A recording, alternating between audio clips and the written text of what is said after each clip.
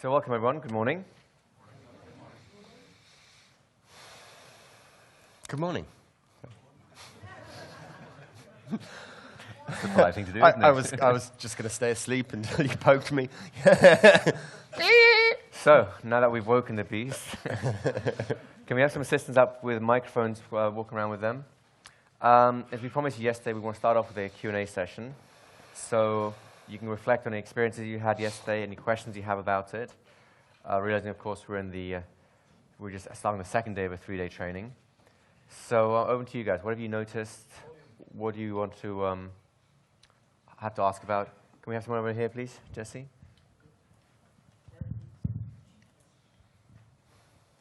I noticed that as I was reflecting on the stories this morning and last night, that my memories that I turned into stories, the stories now have a different point of view, a different narrative than it was when it was just a memory. Right.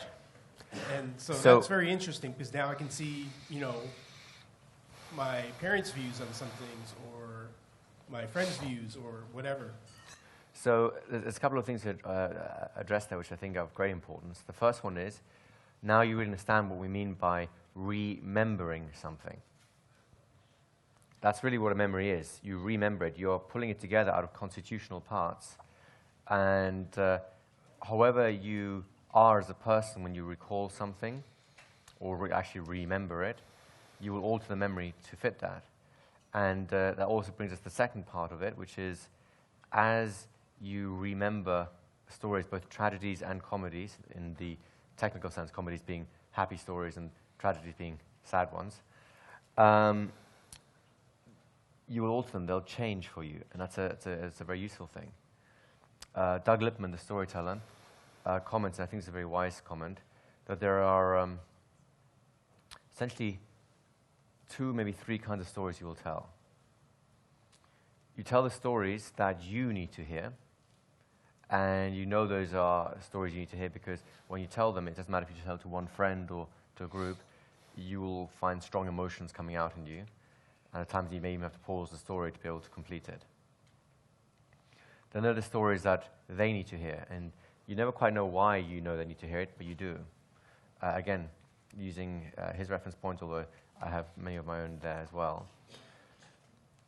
Recall, Doug Lippman, although a great storyteller, is not a therapist, and he has no therapeutic training, experience, anything like that. Yet whenever he tells a story to a group, and invariably either changes something he had already planned, either the story or the way he defines the story, invariably at the end of the evening, someone comes up to him and says, how did you know? How did you know that I needed to hear that story? Or how did you know that story is about me? Or words to that effect.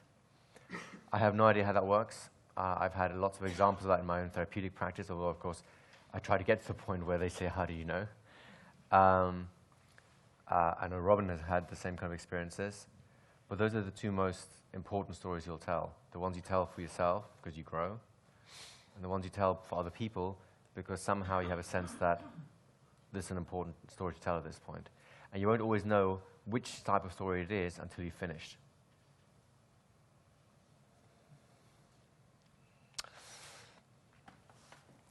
I heard quite a few examples of people saying, well, I had this experience, right? But it's not really a story. How's that a story? Like, the most exciting thing that happened to me, I jumped off a cliff, a really, really high cliff, and it was just an amazing experience, to feel that fear and then to, jump and hit the water, 80 feet below, not knowing what that was going to feel like or anything like that. Well, that's an experience, isn't it? And as an emotional elicitation story, you can imagine eliciting fear and anticipation and all of those things through that story. But in the sense that we're talking about stories here, stories that are having a beginning, a middle, and an end, having a hero, antagonist, etc., it doesn't have those. Not immediately, obviously. But the tool that we gave you yesterday and the tools that we give you today are ways of taking that memory and transforming it, giving it a different shape. So if I just relate that experience, then it's just an experience. If I frame it so, I was always afraid of heights until XYZ, and then doing this showed me how ABC, where, as Igor said, it's not what happened. It's what we make of it and how we use it. And the act of storytelling is lying. Memory is lying, because we can never capture the whole truth of an experience. And even if we could capture our whole truth, that would still only be one perspective on it, and other people would see and hear it differently. Like, obviously, Igor has no, for some psychotic reason, no ability to see the truth of the Bahamas. And, it saddens me that Robin really doesn't understand what dire position I helped him out of. But, I'm a good friend. It's like he just has a mental block, that stops him and from as seeing long as I see him succeed after really all the efforts I put into it, there you go. I can accept that. Thank you. Who is next? Another mic? Or we just put you all in the zone like, no more questions, thank you. When we were anchoring stories into the rooms, I've tried it before and it was very hard to visualize, but this time it was much easier to visualize and really kind of play with these concepts and put it in. So why it was easier this time to visualize? Oh, I have one word for you: hypnosis. So you have become a very capable hypnotic subject. You've done a lot of training in that sense. And your unconscious mind is going like, oh, I get it, sure, I'll do this. Memory is fundamentally an unconscious process. Even if you use memory tricks, all those memory tricks are designed to do is to stimulate the unconscious mind into recalling it by a mechanism that it's predisposed to recall. For example, for survival reasons, all human beings, although some will challenge this in some degree, but as a rule, people have an excellent spatial memory, so that you can go running around in the forest and understand that this tree and that tree are different and orient because of it. Otherwise, we would just be one lost mass going like, all right, I went for a pee, and where the hell is everyone right now? I don't know, right? So we have a very strong memory for locations. And by using locations to attach things to, we're just basically going into a subroutine, a program the unconscious already runs and says, okay, you're running this show anyways, so let's just put something useful there too, right? As a rule, the more you develop that relationship with your unconscious mind, the more powerful your memory will be. At some point, I may actually spend do a whole seminar, like a week seminar, just on memory stuff. But if you really want to see that, you have to send lots of emails in, because the more people ask for stuff, the more likely I can get it through my conscious filter called Cliff. Thank you. You're welcome. And also, he'll remember to do it. Yeah. Yeah, my memory's terrible. But I can teach you. Just as a follow-on from that, if you really want to make these memories something that's automatic for you, that you can just bring to life, as you're inspired to do so by people, then it's about translation between sense systems. Take the visual memory and talk about it. Take what you can tell and see it. Make sure you feel both of those things. And tell the stories. As a rule of thumb, in terms of how to go from short-term memory, to medium-term memory, to long-term memory, right now all the stories you did yesterday are in medium-term memory, so they're not locked in there yet. Those stories you wish to lock in there follow a simple review schedule. When you add in memory, 10 minutes later you review it. An hour later you review it, then a day later, a week later, 6 months later, or actually a month later, 6 months later, and a year later. By the 6 months to a year mark, that will become a permanent memory. In other words, it will no longer erase. You have to do a lot of distraction to erase those kind of memories. So that's a very useful way of doing it. By reviewing, I don't mean you have to spend hours looking at it. It's literally, mentally, you can spend about 5 seconds just going, yep, yep, yep, yep, yep, yep, yep, yep, yep, yep, yep, yep. And that little pause I had, that tells me that's the one that I have to reinforce slightly. And then that's it. You're good to go. And that's the beauty of using the visual system as a starting point, because it's the fastest one. And then you add all the layers that Robin was talking about to enrich it. Okay? Any other questions, comments? Over here in the back?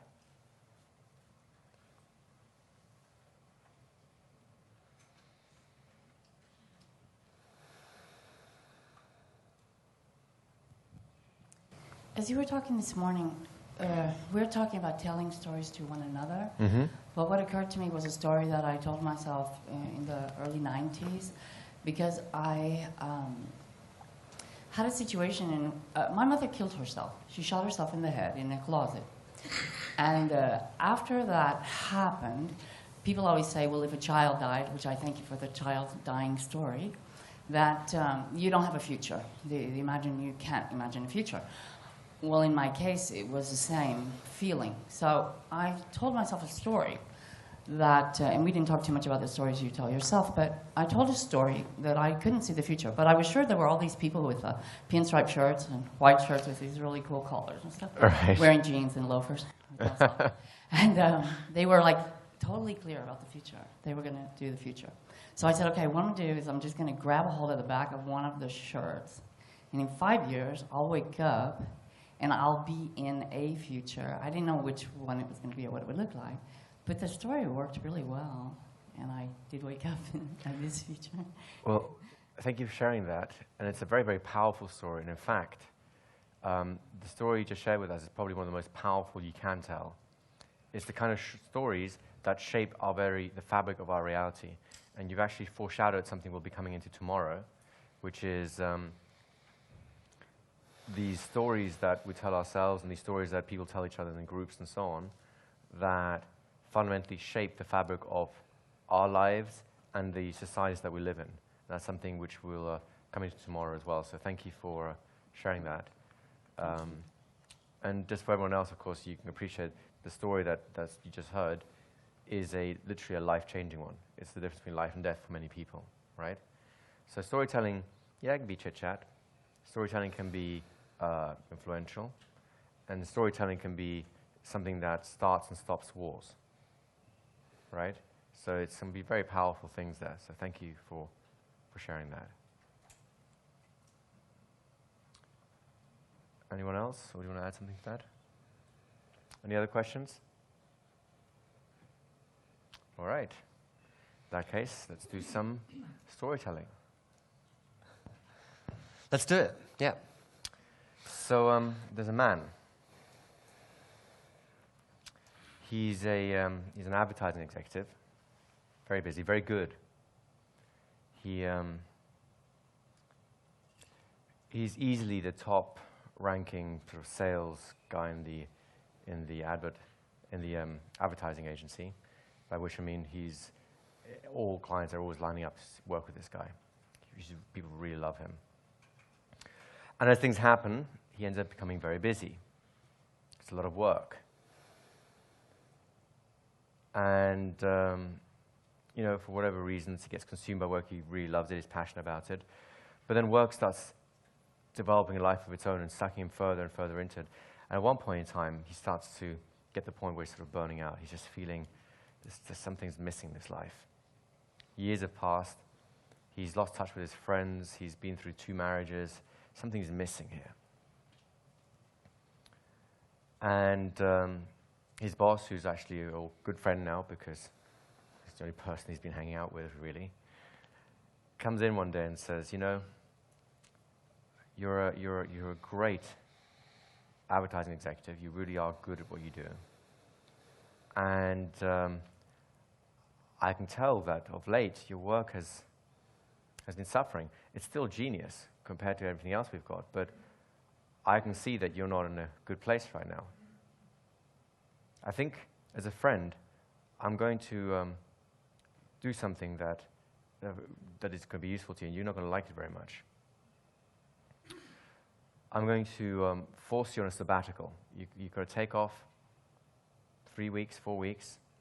You may not come to work. You may not take anything from work. You just got to go and just live life. Go crazy. Go on a world tour. Go join a rock band. Do something. And, of course, the man, he doesn't like this idea at all. He's lost. He's like one of these prisoners who spend their entire life in prison, and when they get released, they don't know how to make sense of the world.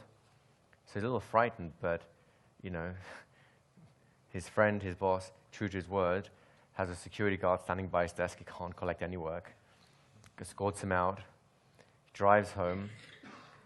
And the first night, just sitting at home thinking, what the heck do I do with myself? You know, first he does all the things he told himself he would do. He watches late-night TV. He drinks beer, watches more TV, drinks more beer, wakes up with a hangover going, what the heck do I do with myself? So somewhere along the lines, he gets the idea that he ought to just get in his car and just drive. Just drive and just see where he ends up. So he gets into his car, and he does exactly that. He starts driving. He's got a big bottle of water. He's got a sandwich in case, you know, something happens. He has a tank full of gas.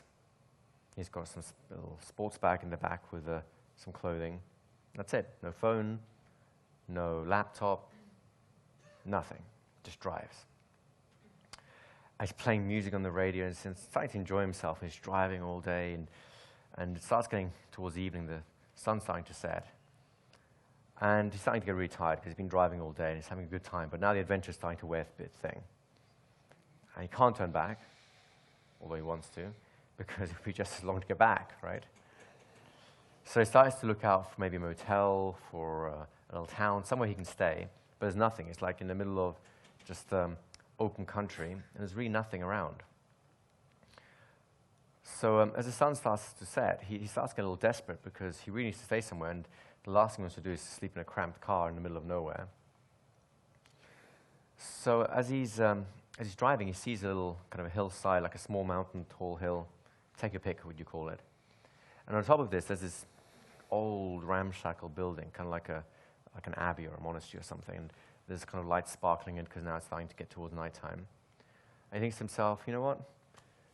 Let's see these guys. Maybe it's a hotel. Maybe it's, you know, these funky, you know, retreat type places. I'll take a risk.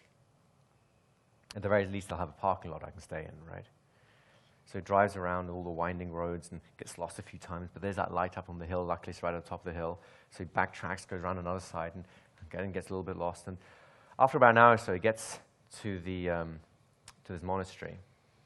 And it's now pitch black. There's stars out. There's no moon. It's dark. It's probably around 10, maybe 11 o'clock at night. He gets out of his car, goes up to these huge wooden gates, and it's got a little, you know, those gates with a little gate inside of it? A little door like man-sized, and then the other one's for, I don't know, very big people. And he knocks on this door, and there's no response. So he bang, bang, bang, and you can hear the booming sound of the wood going through what is obviously a very large corridor or hallway behind. And there's no reply, and he bang, bang, bangs again, and he's just about to turn around to get back in his car and just crash out in the back seat, when he hears a little shuffling coming along, some clanking of keys. And it takes a while, but eventually the clanking of keys and the door kind of clicks open, and this little old monk in his brown habit looks up at him with kindly eyes and goes, "Yes, my son, what can I do for you?" So the man, he explains, you know, this whole situation. He says, "Well, you know, I've been driving all day and I'm trying to look for a place to stay. There's nothing around here." And the monk's nodding his head and going, "Oh, I'm very sympathetic." And I said, "Look, can I just stay for one night here? I'm sorry to intrude, but, you know, I'll pay you. I have lots of cash." And the monk said, "Oh, no, payment's not important to us, but really, it's not really the way of our order to allow strangers to stay here." And the man is really begging, "Look, please, just one night, and I'll be gone tomorrow. You won't even know I've been here." So the old man says, "All right, but I have to talk to the Father Abbot first, so please give me a moment." He shuts the door, and there's this loud echoing noise, and slowly shuffles off again. Man's waiting for ages, and he's thinking like maybe the old man's just fallen asleep somewhere, right? But eventually, he hears a shuffling again, and the keys start clinking again, and gets a little excited, and the door clicks open, and the old man opens the door again, And right next to him is standing another man, also old, not quite as old as the doorkeeper. He's got kind of that kind of age that is kind of dignified, you know? There's a strength to it. He introduces himself as the abbot of this abbey. And he says, I understand you want to stay here for the night. And I know Brother Gregory here explained to you that we don't normally let strangers into our order. We're a very special order. We have a very unique task in this world. And really it's not for most people, but we cannot turn people away in need. That's part of our mandate, is to help those in need. So you may stay here for the night, for one night, but there is a condition. And you must accept this condition without reserve, because otherwise you may as well just turn around, get in your car and drive somewhere else. The man's a little desperate now. He says, anything, whatever you say. And the abbot says, all right, we'll give you a room. It won't be a simple room. It'll just be a monk's room, a pallet, a bed, and a pitcher of water. You must promise when you get into this room you will not leave it until the sun rises. You may not leave this room for any reason until the sun rises.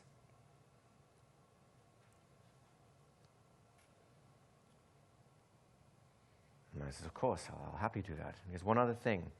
No matter what you hear tonight, no matter what it is, no matter what you think it is, you need to know two things. The first thing is, you will always be safe. No matter what you hear, no matter what happens, you are 100% safe. Do not leave your room. And please do not ask us about that, because not being part of our order, not being a monk like us, I cannot tell you. The man says, okay, that's no problem, fine, I'll whatever you say. So he gets led to his sleeping quarters, a simple pallet, his little table with a pitcher of water, like a old-fashioned bedpan underneath the bed in case he has to go to the loo in the middle of the night.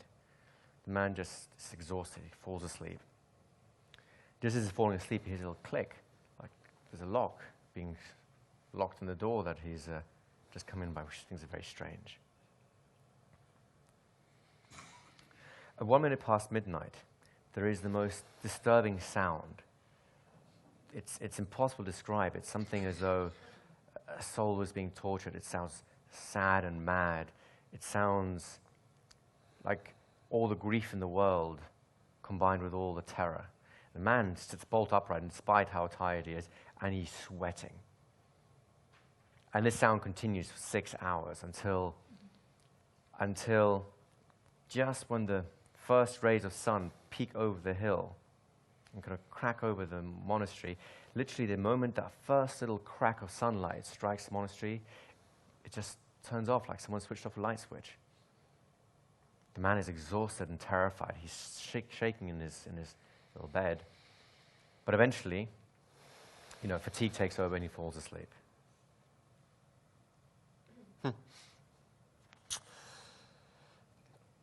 That's funny, that reminds me of something. I thought it would. Yeah. Well, we'll get started on the seventh category of story. Actually, what it reminds me of is that feeling of being trapped, trapped in a room. I had that just a couple of weeks ago. Yep. See, how it started was there was this cat. And it's been hanging out in my back garden for ages. And, I was kind of ignoring it because I was hoping it would stop shitting in my garden and, stop killing the birds and stuff like that. Are there cat lovers in the room? No puppies were harmed in making this video. Cats. I like cats, and to be honest, I started to feel quite affectionate towards this cat because, it was always around my house. It would keep coming in, but at the same time, I was going around, like putting down chili powder and throwing catnip into the neighbour's hedge garden just to try and get the cat moving on. But anyway, my neighbour comes down to visit, my upstairs neighbour, and we're sitting out in the garden, and she's stroking this cat, and she goes, "Oh my God, this cat is starving.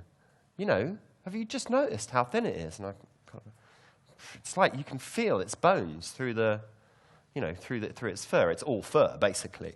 And the fur isn't in good condition. It was obviously a black cat at some point, that kind of dark, very brown, almost black color, but it's kind of gone ginger, which is apparently a sign of, bad nutrition and stuff like this. And it hasn't got a collar on. I know it's been hanging around the back garden there for at least the last couple of years. And my neighbour Anna is going, "Oh well, you have to feed this cat. Why aren't you feeding it? It's clearly starving." And I'm like, "No, then it'll just keep coming back, But in the end, I think about it for a couple of days, and I think, okay, well, I'll buy a tin of Kit Kat. Kit Kat, is that what it is? I don't know. That's Whiskers. That's a chocolate bar. You can tell I'm a big animal lover. I like the wild ones. So I open, a can of cat food, lay it out for it. It's straight there, wolfing it down, clearly starving, the poor thing. So I'm like, yeah, okay, well, obviously it's a starving cat, I'm passing a pet shop a bit later. I don't know why, but I find myself back home with like a hairbrush and a little mouse for it to play with. Anyway, I suppose I'm feeling, okay, I'm adjusting to the new life. Maybe it seems like I've adopted this cat now. And the next day, there's a knocking on my door. I go to the front door. This huge guy, dressed in motorcycle leathers, is standing there going, "Did you feed my cat? Are you trying to steal my cat? That cat's got diabetes, You could kill it." Oops. You really don't want to feed diabetic cats food that is kind of rich in sugar and carbohydrates, because one thing, they can't digest it, and second, their blood sugar levels start going up and down, and they could die. I'm not feeling too bad about this, to be honest, because I fed a starving cat that looked like a stray, right? I subtly suggest that perhaps a collar that says, "Don't feed me, I'm diabetic," might be useful. But his attitude is, "We've never had any problems around here. That cat's 19 years old. I've looked after it for 19 years old. Don't you understand? What do you want? Do you want me to bring my vet bills round for you? Is that what you want? Maybe you want to share them with me." I'm really, really sorry. I fed your cat. I didn't understand the situation. I won't do it again, okay?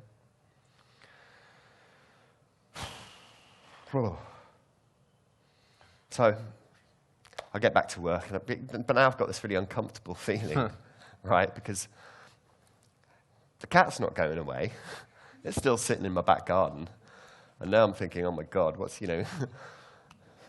going to, now this big motorcycle guy is attached to the cat. If I reach out to stroke the cat, so, "Did you stroke my cat? Did you?" So I'm starting to feel a bit tense in my own place, about using my back garden. But, oh, sorry, no, this is unfair. We really don't have time for this now, do we? You were supposed to be teaching you some stuff. Sorry, yeah. That was just indulgent of me. Please forgive me. So you're asking about the seventh category of stories. And the seventh category that we're going to look at today is transformational stories. Stories about transformation, stories that inspire transformation. Now, you may have noticed that these categories that we're giving you are not clear-cut, and obviously one story, as Milton Erickson demonstrated so effectively, one story can serve many purposes. And the situations, the events that you've been describing in your stories, when you apply that model of 5 elements to it, that's one way of kind of, that memory kind of gets shaped and morphed and changed more towards what that shape that we recognize unconsciously as the shape of a story, yeah? And today I'm going to give you another model, just really simple. 3 phases, beginning, middle, end. If my assistant could just transcribe that for me.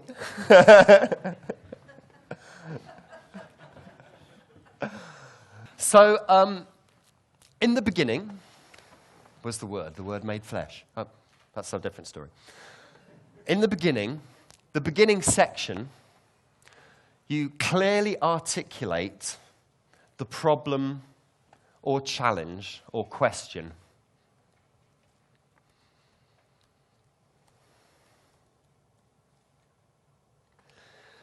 In the middle section,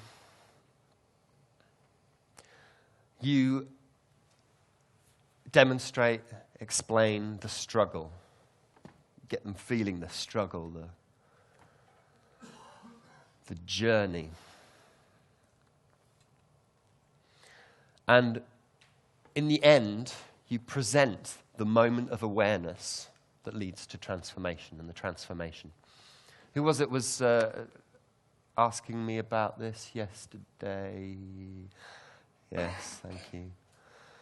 And somebody was pointing out that if you look at a film, what typically happens is somewhere in the beginning section, they will outline the hero's flaw. What it is that the hero needs to overcome. And then they'll leave it. And there'll be all kinds of other things going in, and other plot elements, and blah, blah, blah. And they play Jeopardy right until the end. And then right at the end, you'll have a success against the antagonist, and then the antagonist, the big villain, will come back, and Spider-Man will be like this, just about to get it. And then suddenly, right at the end, there will be the moment. There will be the moment where the hero overcomes his flaw, and that's the strength, the awareness that enables him then to be the victor, to triumph, to transform.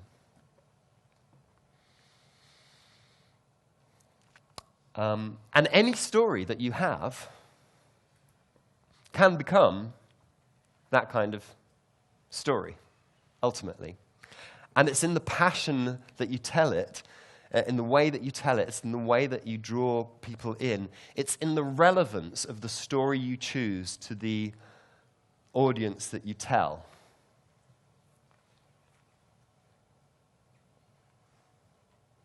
Do you have an example, maybe, of one of those?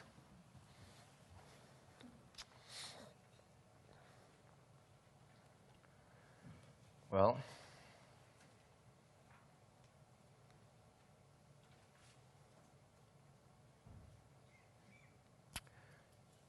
I never used to be very good at telling stories. I didn't think I was.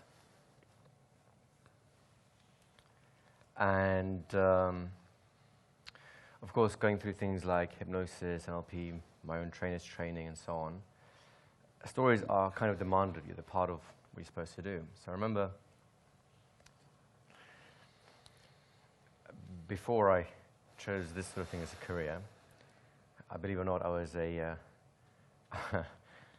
was if you take every possible element of uselessness as far as public speaking goes and put it in one person, that pretty much defines me. I recall as a junior lawyer, I was sent off to the Frankfurt office, and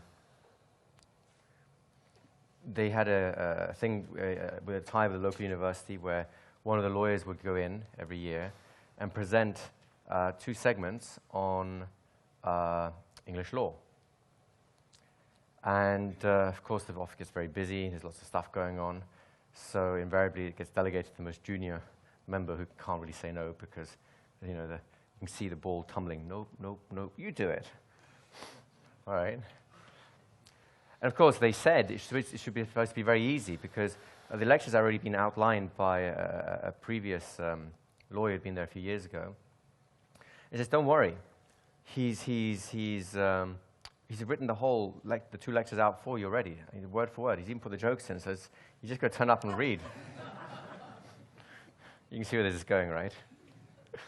So I turn up, I have this room full of students, and they have like that square, open-ended square with, boardroom style, and they're all very serious, sitting there, looking at me.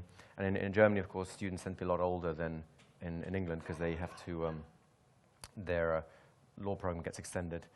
And, hey, long story.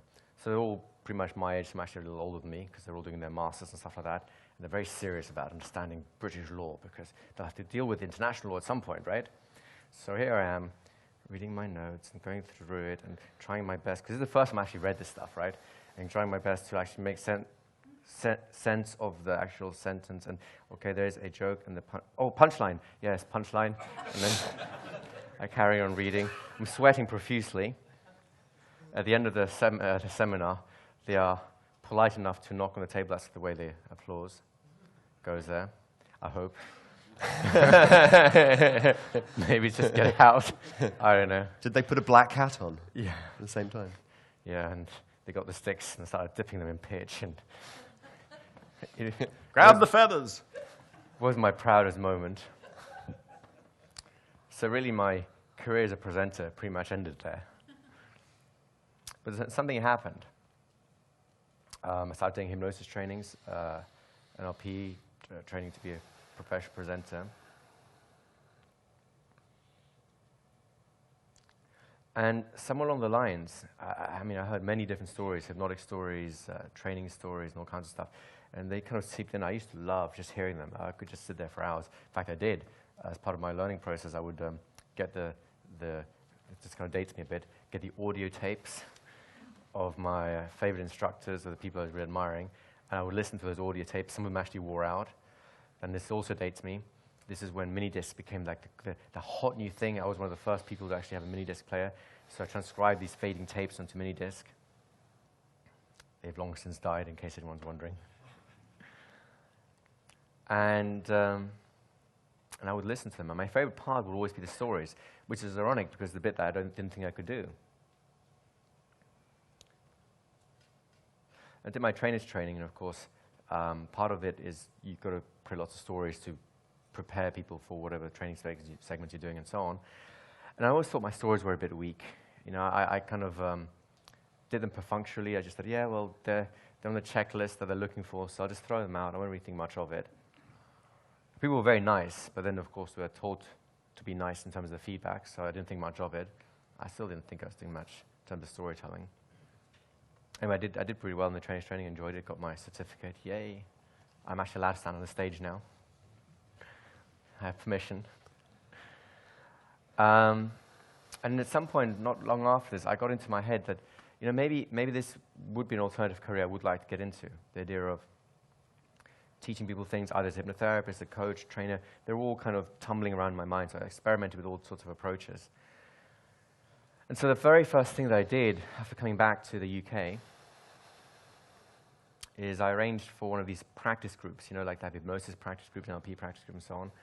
I arranged to go there and teach an evening class, like a 1.5-hour class, something like that for free, and just to get my training skills going, right? And of course, part of those training skills is telling stories and whatnot.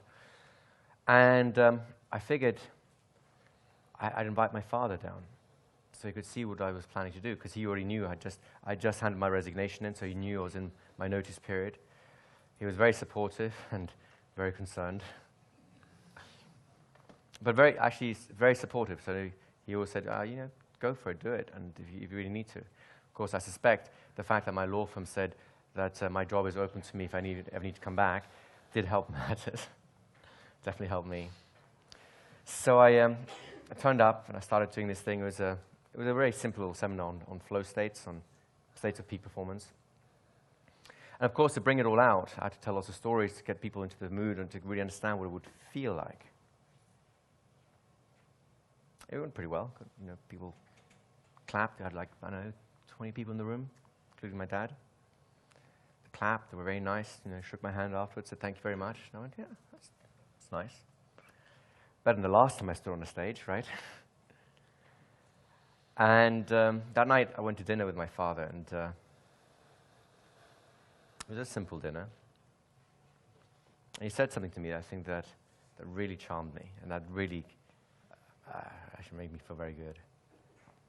He said, Igor, when you told me that you were leaving the law firm to find another career, I've always supported you, but I'll tell you right now, I was a little concerned. I thought you were a little nuts.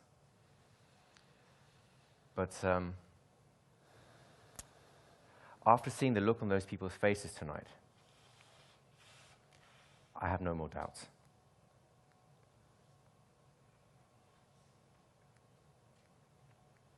I don't think it was until then that I realized I could tell stories. You mean something like that? Yeah, fantastic. Great. Thank you.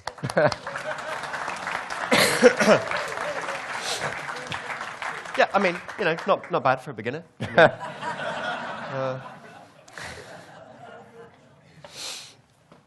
There are some stories, one of the things that I'm really clear on in my coaching is that if you want to tell extraordinary stories that touch people's lives, then you have to be extraordinary. You have to go out and do extraordinary things. Put yourself in situations where you take risks, where you learn, where you allow the universe to present you with the opportunities to transform. And many of the stories I tell are moments like that. However, they're not all. We don't always go through life having those moments every day. And it's useful to be able to construct a story, to take something, because you want to say something. And you have something to say that will be useful. And you think, well, how can I tell this? How can I explain this journey that I'm going on and make it into a transformational story? I've had a running joke with Randy, who's just left the building. So let's talk about him while he's gone, when he comes back in.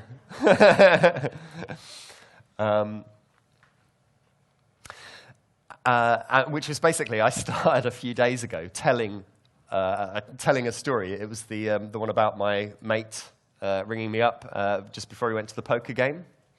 And this was a genuine thing that happened. He came to see me before he went to a poker game, and I had a conversation with him. I did a little, bit of messing. He's a friend. He knows what I do for a living.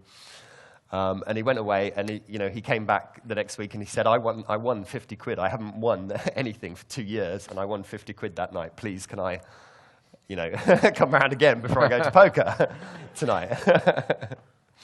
And I've been trying to tell, and I told that story to the assistants, and it just went like this, And then I told it again. Oh, that's right, I told it to you first, hadn't I, a while back. I did the one-sentence version of the story and got a laugh from Igor, because he's quick enough to get it straight away, right? One compliment. Yes.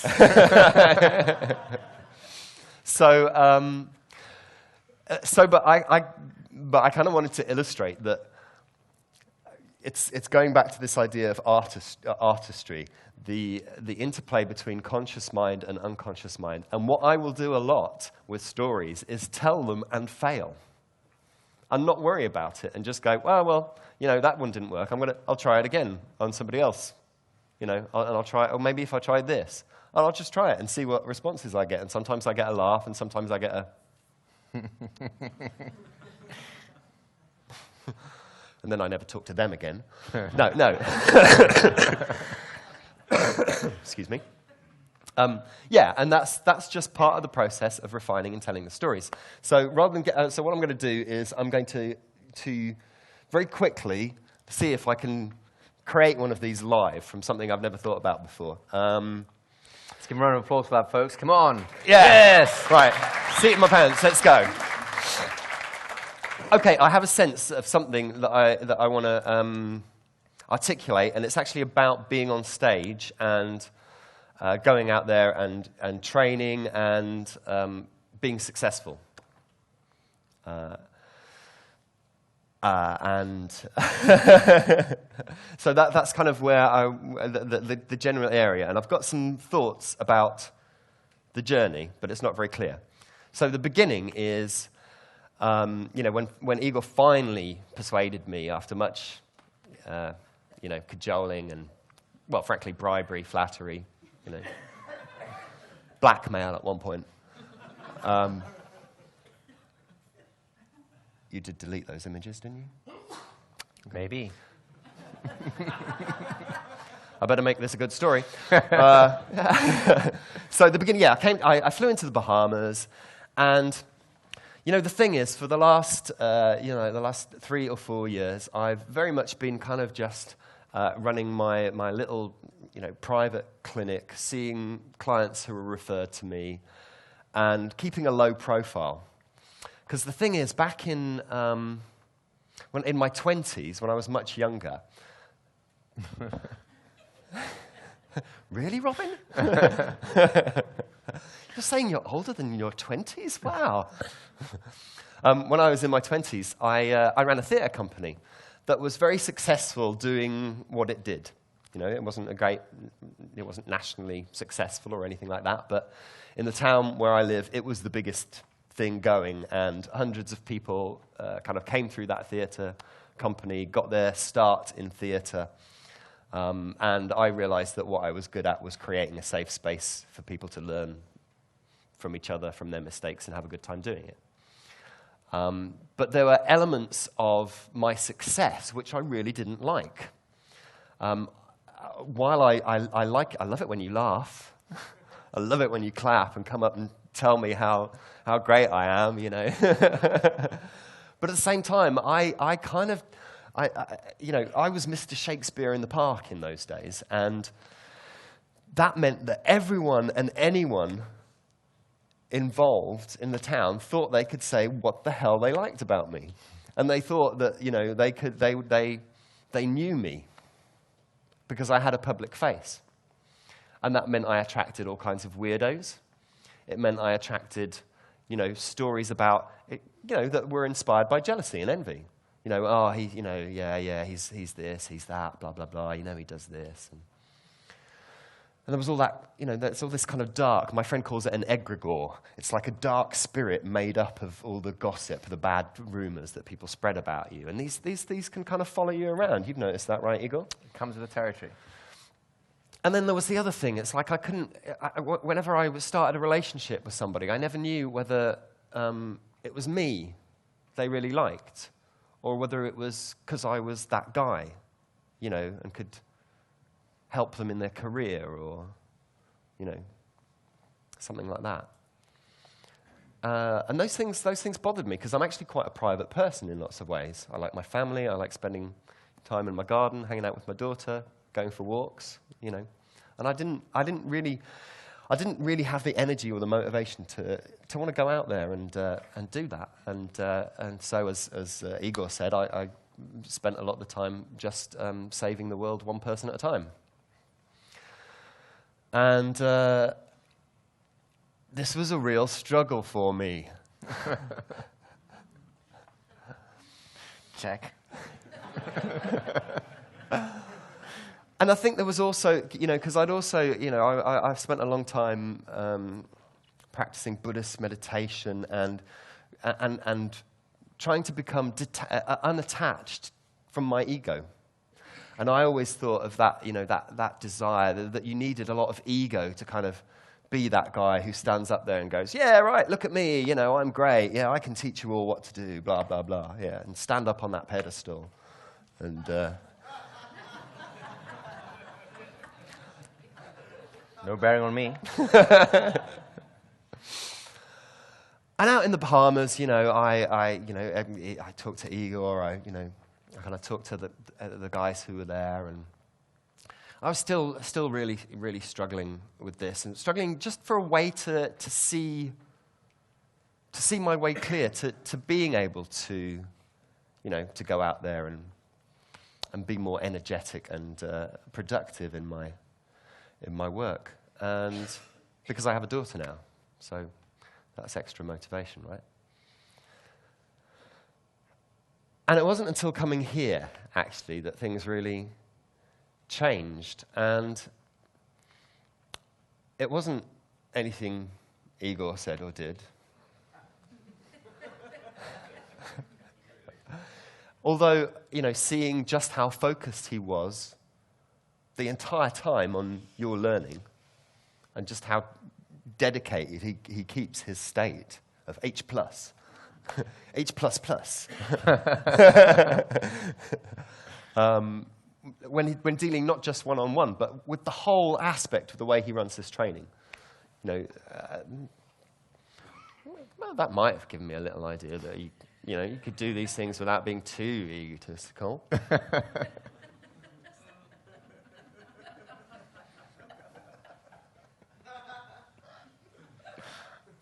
But what really transformed it for me, actually, was listening to you guys and your stories and hearing not just what you'd learned, the skills that you'd learned, but hearing from so many people how what you'd learned had touched your lives individually in a deeply personal way and helped you to make transformations in your life.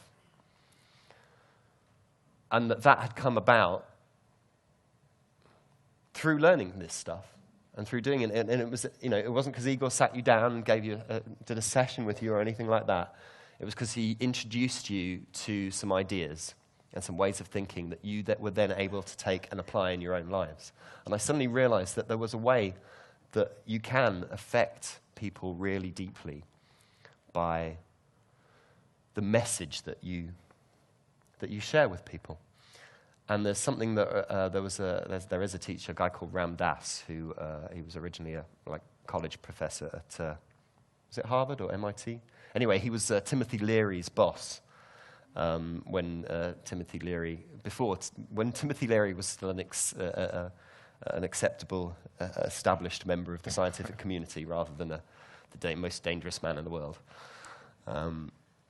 And he went, Ram Dass went off to India and became a guru. And I've got a tape of him in 1979 standing up in front of a group of people. He says, "You know what? It's my karma to do this. What you make of it, that's your karma." So, transformational stories, beginning, middle, end. Time for an exercise, would you say? I think so. Do you get the idea? So, find a partner, either come up with a new experience, something that's happened to you, or take one of the things, the stories that you've already come up with, and see how just pulling out those 5 elements and looking at that structure there helps to just really shape that into a transformation story. Now, if it helps you do this, you may find it easier if you, again, think of a specific context. In particular, think of a specific person that you would like to transform, inspire in some way. And think about your own experiences in life. What have you been through that, if they had gone through something similar, might give them a sense of where to take things next in their own lives? The more specific you make it, the easier it is to actually attach content to it. And if you want to just see where your mind takes you, then that's fine too. Everyone understand what to do? Yeah? Let's give them 5 minutes apiece? 5 minutes apiece, so 10 minutes in total, to explore the idea a little bit. It doesn't, and just note one thing, it doesn't matter where it ends up. It doesn't matter if you make it through this whole structure. It's at this point, the journey is more important than the destination. We'll play with the destination more in due course. Okay, guys? All right, off you go. Okay, guys, so how did the exercise go? Interesting? Yeah? Who had a little more to say than they thought they would? Anyone? Good. So just comments, questions in terms of the exercise. Put your hand up and we'll bring a mic to you. Over here.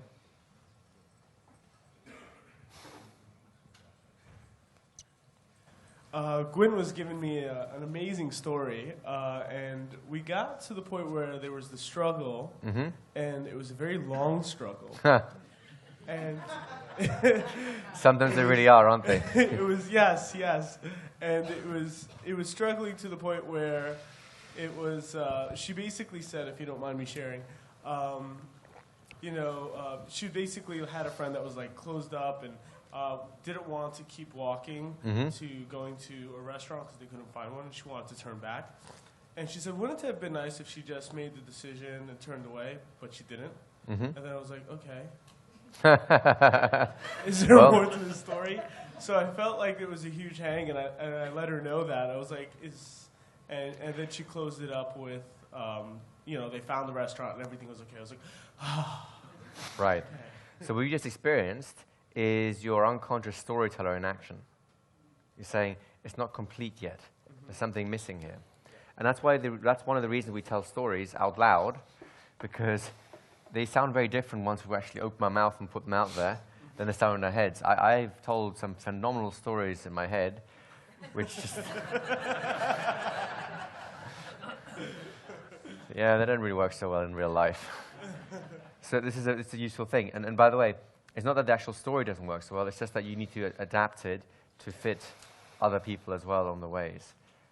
So, well done. That's really how you build stories from just events into something more powerful. Thank you.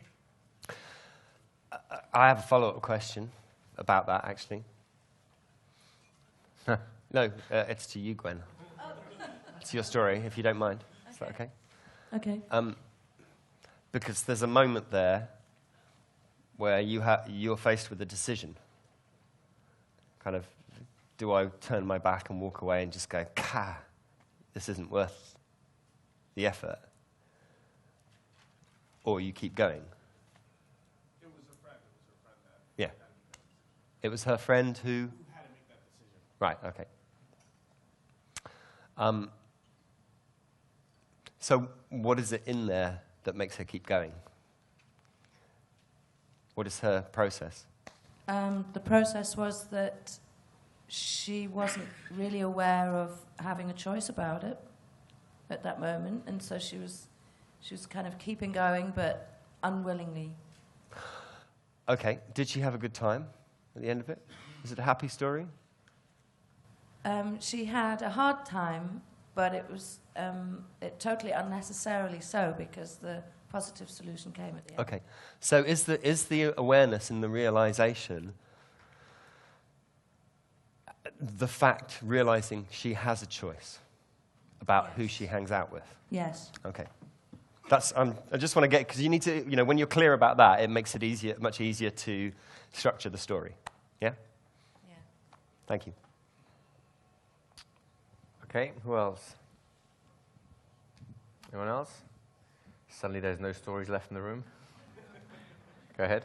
Or you're also good. Yeah. Yeah. Oh. Thank you, Pamela. I'd just like a bit of clarification. So yesterday you presented a model with 5 steps. Yeah. This is another version. So is it just a simplification of yesterday model? Or yesterday's model had 5 elements, which I believe exist in most stories, or certainly you can find them when you go looking. This is more time-based. This is more a time structure. So it's different in that extent. Does that... would you map the 5 elements into those 3 steps? Or They can occur at any and all 3 of those steps. Okay. Some will, of course, lend themselves more to the 5 elements. For example, awareness and transformation fits awareness and transformation quite nicely. But the hero will go throughout. The and will be introduced in the beginning. First step, beginning, hero, create sympathy for. Yeah. Yeah. So yeah, it's think of these as overlapping structures that you can put together, and there'll be elements that will be one-to-one, and there'll be elements that just go across. They're heuristics. You know that word? If I pronounce it heuristic. Yeah, they're tools to design to get you thinking about the structure, but note, just go out and watch some movies, listen to some stories. People break this structure all the time, but it's like with a great work of art. You know, if Picasso had turned up at his first art class and gone, there is, look, eyes on the side of their head. People would have gone, oh, God, no, oh dear, dear, dear. Be a lawyer. Wait. The famous lawyer, Picasso. Yeah. Or Gandhi. Or Gandhi, yes. Okay. Showed you.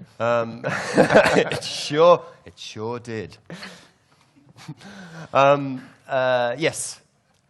You know, master some rules and then break them. Okay. Everyone good with that exercise? Happy?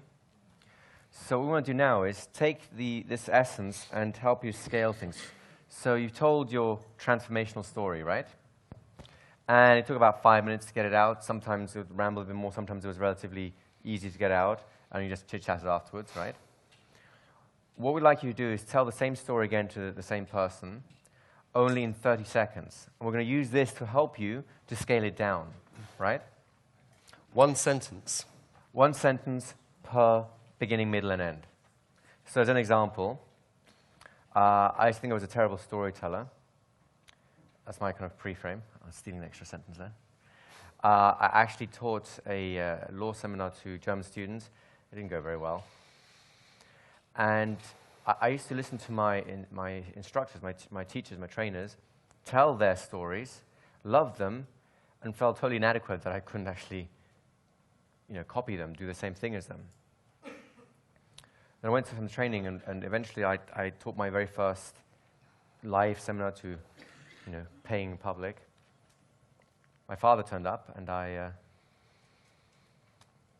said some very nice things about me afterwards. Simple, 30 seconds, maybe an extra sentence or two. When I was younger, I experienced the downside of fame. I struggled to find a way to reach out to more people.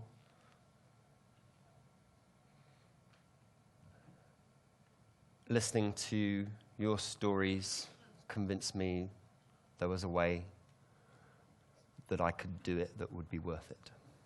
It's almost like haiku. Yeah. So you get the idea? All right? So just spend 30 seconds apiece. What we'd like you to do is, with the same partner, tell your story in 30 seconds, give them a chance to tell their story in 30 seconds. Then spend no more than a minute or so talking about what you just did, and then do it again based on the feedback you just got from the other person. So another 30 seconds to use a refined version. So you'll basically have 1, 2, 3 minutes in total. All right, guys? Off you go. So welcome back, everyone. How did I go? Easy? Who understands their story better now that you've been able to give a 30-second or like a 3-sentence version? But you also have a 5-minute or longer version, right? Excellent. So this idea of scaling up and down is another tool that you have to actually understand your stories, as well as being a tool for you to be able to fit the stories to the context that you're in, right? Yeah. Anything you want to add? No, that's about it. Okay, in that case, a question over here. Can we have the mics, please? Give another assistant with a mic as well, just handy. Just put your hand up. There we go. I found out that just both of us had the same experience. Trying to squeeze it down into a 30-second soundbite, we just completely missed the emotional pull in the story. Yes, it does. You're right.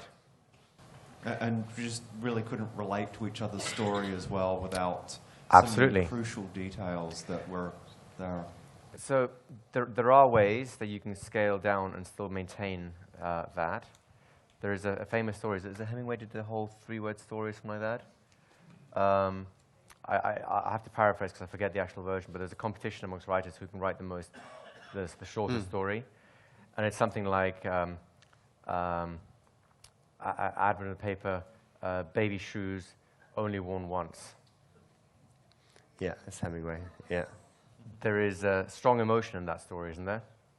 But it requires an immense amount of skill to bring that out, right? And we don't expect that of you at this level. all we expect to be able to do is to be able to scale it up and down. Yes, the more you scale it down, the more the emotional components start eroding, but then you get other advantages, like speed and timing, so you can throw a nice little pithy thing out there. In time, if you really focus on it and really want to play with scaling your stories up and down, you may well be able to create things like Hemingway did, but it takes a lot of effort, and I'm sure it took him a lot of effort to be able to create that very pithy little story there. But yes, it was a good thing to realize. Blair Pascal wrote originally, I think, the famous quote that has been attributed to many people, but I think it was Pascal. Yeah. I'm sorry I didn't have time to write you a shorter letter.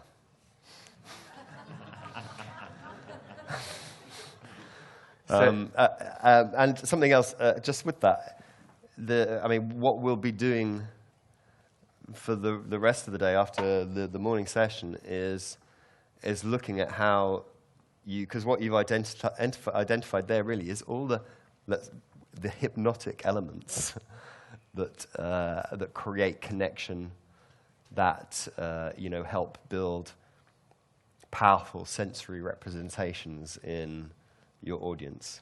And yes, by scaling down the structure, you're losing all of that. But what you're creating, what you're getting is the through line. And actors talk about this a lot, writers as well. What's the through line of the character? What's their narrative? What's their drive? When you have that in place, then it's a lot easier. Then you've got that energy in the story, and it's a lot easier to then add in those elements that add emotional connection. Thank you for your question. Thank you. Sure. And really, it's having that clarity that allows you then to realize which points do you emphasize then, right? We have one over here. There's one over there as well, and we'll come back forward. And Peter. Okay. The young man here, beautiful. He was able to. I just love the way he just took his story and brought it down. But it reminded me that when I was younger, that I had a minister who taught me how to be able to take an idea or story and bring it down to 1 minute to 3 minutes, because he used to say, I may never have another chance to impact your life, so you had to learn how to do those stories and to have the emotion in it. Yeah. And I'm just so happy that it's being taught here. It's an important step. Listen to what this woman has to say. She's a phenomenal storyteller. Yeah. Over here. I'm finding that with some people that I've spoken to, they have when they tell their stories, they're accessing the state and they're in it while they're telling it, and whereas some people aren't. How do you begin to enter the state? That is a great question. Okay. And we'll come. If you want to know the answer to that, then be back after the break, which is not just yet, but in a few moments. We have an exercise first. Okay. But that's really what we'll be addressing after the break, because that is a very important question. Okay. Anyone else? So then let's have that last exercise we just promised you before the break. You've taken your transformational story and you've condensed it down into like a 30 seconds, almost a soundbite, an overview. What we'd like you to do now is to choose one or two of the stories you told yesterday. Just scan through your mind quickly. Select one or two of those, and again, putting them through this structure, see if you can condense it down to about 30 seconds, just 3 sentences each, right? So just present it very quickly. They'll present theirs, you'll present another one, they'll present another one. We'll then take a break, and then we'll look at the performance elements that will allow you to take that and then build it back up again with a glorious impact, right? Right. Remember, these are scales. These are drills that help train your a way of thinking. It's a conscious tool that you let go of as you gain more artistry. All right, guys. So let's take 2 minutes apiece, 4 minutes in total. Off you go. So how'd that go? Good? Who understands some of the stories you told yesterday a bit better now? Yeah? So the value of scaling is, one, when you only have a minute, you can tell it in a minute. And number two, it allows you to really understand the essence of what you're trying to communicate. So when you start building it up again, you can actually build it up in the right direction rather than just kind of floundering around going, getting confused by your own facts, right? So unless something you want to add, I think it's time for a break. You have a whole bunch of stories right now, at least some, and you probably understand more just the mechanism of creating them. Don't be surprised if you find yourself remembering stories at the relevant situation. Remember, this is an artificial situation, you know. We're asking you to generate stuff for no reason. And in life, that's not how it works. You know, we tell stories that are directly relevant to our immediate ongoing experience. Don't be surprised if the stories that you've come up with become relevant somewhere along the line. That reminds me of something. Oh, really? It's time for a break. Yay! Let's take 15 minutes. All right, guys? Thank you very much.